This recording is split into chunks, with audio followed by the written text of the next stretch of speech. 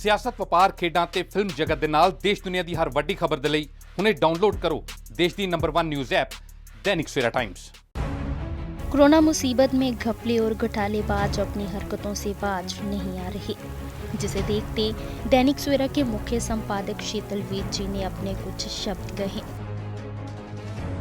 वो कहते हैं, कोरोना की मुसीबत कम होती नजर नहीं आ रही। लोगों में इसके संक्रमण का स्तर देश या दुनिया में रिकॉर्ड बना रहा है। हालत ऐसी है कि सब जगह अर्थव्यवस्था की चूलें हिल गई हैं। आर्थिक मंदी भयावह हो गई है। भारत के लाखों मजदूर शहरों को छोड़कर वापस अपने गांव जा रहे हैं, लेकिन देश के घपले और घोटालेबाज अपनी हरकतों से बाज नहीं आ रहे। पिछले दिनों खबर मिली कि सैनिटाइजर बनाने वाली जिन कंपनियों को ठेका दिया गया, उनमें से चंद ने एक घपला कर दिया। इनके बनने वाले सैनिटाइजर में अल्कोहल की मात्रा 70 से 75% होनी चाहिए थी। शराब में ये मात्र 40% रहती है। चोरी छिपे इन चंद कंपनियों ने सैनिटाइजर बनाने के नाम पर कर्फ्यू और पूर्णबंदी के इन दिनों में शराब बना अवैध बेच डाली। इसीलिए अब जब पंजाब में नई एक्साइज नीति घोषित हुई, शराब के ठेके खुले तो वहां उम्मीद के मुताबिक भीड़ नजर नहीं आई। साफ कहा जा रहा है कि पंजाब में अवैध शराब की तस्करी इन पूर्णबंदी के दिनों में इस स्तर पर हुई कि उसने जायज व्यवसाय की कमर तोड़ दी है।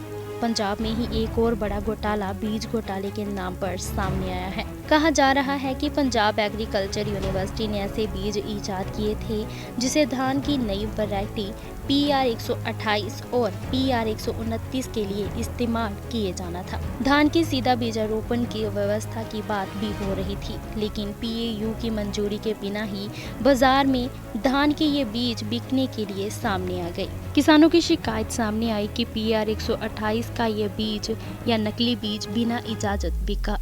बीज स्टोरों से 70 रुपए में खरीदा 200 रुपए किलो में बेच दिया गया। श्रोमणी अकाली दल ने राज्यपाल के नाम से संबंधित जिलाधीशों को इस बारे शिकायती ज्ञापन सौंपा है और CBI या हाई कोर्ट के मौजूदा जज से जांच करवाने की बात की है।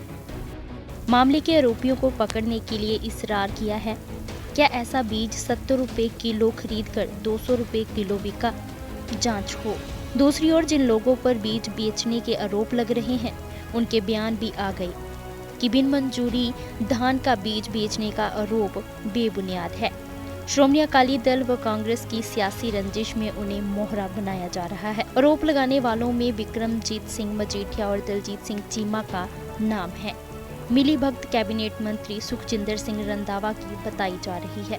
आरोपी करनाल एग्रीसीड के मालिक ने इन दोनों विपक्षी नेताओं पर 5-5 करोड़ के मानहानि के दावे की बात की है। भ्रष्टाचार के ये आरोप हमेशा ऐसे ही दावों प्रतिदावों की गर्दिश में फंस जाते हैं, लेकिन इससे संदेह नहीं कि बहुत बड़े पैमाने पर इस आपदा का सामना करने में ही भ्रष्टाचार हुआ।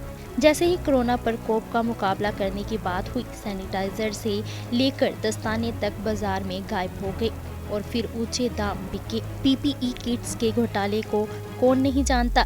कम दामों की PPE किट्स 2 गुने 3 गुने दामों पर खरीदी गई। भ्रष्टाचार अंतर्राष्ट्रीय निजी कंपनियों तक भी फैला नजर आया। चीन से जो कोरोना टेस्ट किट्स ऊंचे दाम मंगवा कर बांटी गई, उनका निकम्मापन साबित होने पर उनके प्रयोग को रोका गया। इस प्रयोग को रोकने वालों में पंजाब प्रमुख था।